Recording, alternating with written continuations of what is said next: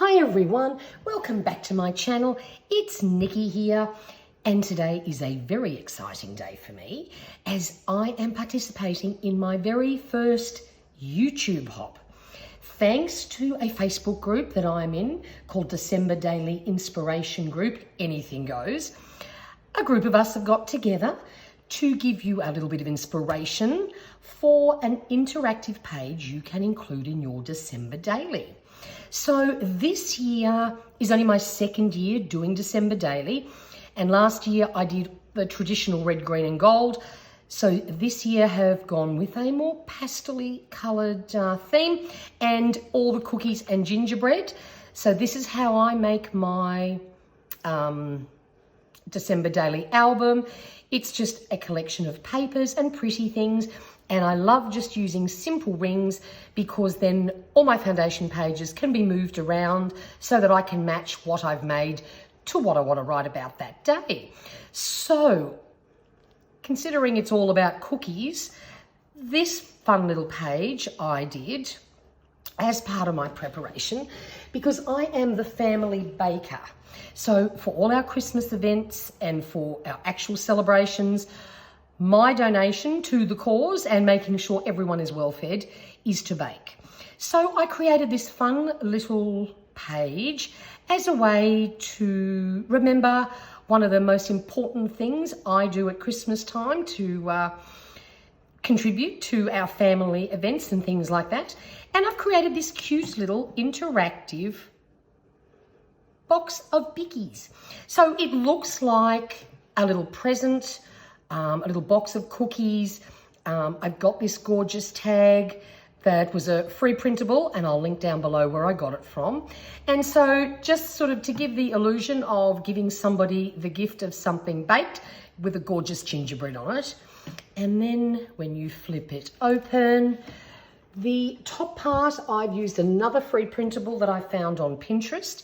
And what I will do is when I actually have my baking day, I will pop the date on it and make a little list of the things that I'm baking this year because I haven't exactly decided what I'm going to make this year. Then on the next page, I've just used some really cute baking themed paper and popped a sparkly gold mason jar on there because we need to fill the jars with yummy treats. Then on this one here, I had these gorgeous little baking ephemera pieces. So I've popped that on there to say, let's bake. And then on these two here, I've just done some sparkly frames with a couple of die cuts. And I intend to pop photos in there of some of the things that I actually do bake. And this little flap here is just having some fun. I've had some cute little gingerbread man stickers and a little ephemera piece that I've popped on there. And then on the final bit, this is actually a napkin that I laminated only on one side. So you end up with this lovely film, and it's actually the napkin on the underside. And look, if I decide I need more photo space, I can pop a photo on there. But I just thought that was so pretty, and because it sort of had that little cookie theme, I've added that to it.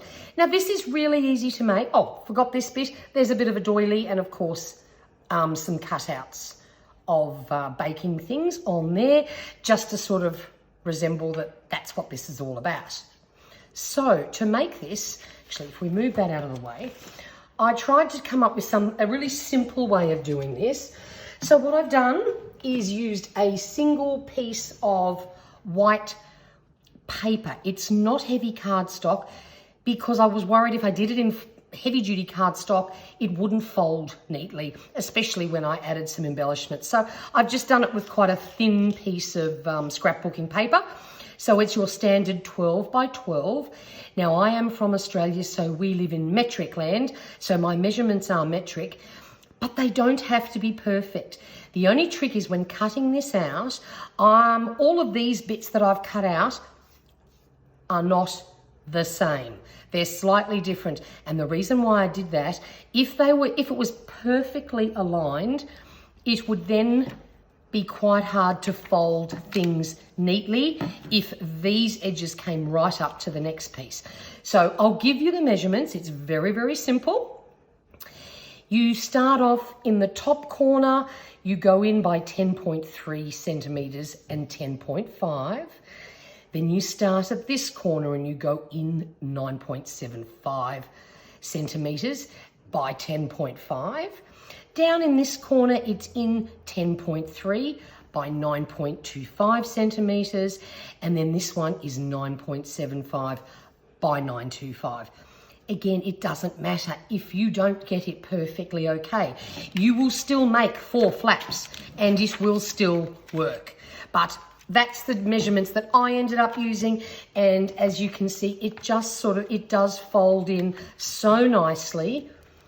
And what I did to help keep this down without having to use some form of closure, I had a lovely heavy piece of cardstock that had gold glittery trees on it, and I glued that on the top flap, and the weight of it keeps it down beautifully. So that's certainly worthy of doing. And then look, all the other ones, you can pop in there whatever you like. If you go too chunky, it may not close nice and flat for you. So I liked using stickers and things like that, just not to give it too much bulk so that it all sort of sits nice and flat. So there you go. It's really simple, really easy, and I think it's very cute. And then of course you could simply make one for anything that you might be gifting to someone, or if you have a particular thing that you love to make and give to people at Christmas time, make your own little treat box. Thank you so much for joining me. I would love it if you would subscribe if you love paper crafting or planning. I have plenty of videos coming up, and please look down in the links below and go and watch all the other videos that are all part of this hop. They're all short, none of them are, long. It's just some great inspiration for you, and I really hope you've enjoyed this. Until next time, take care, stay safe and stay healthy. Bye for now.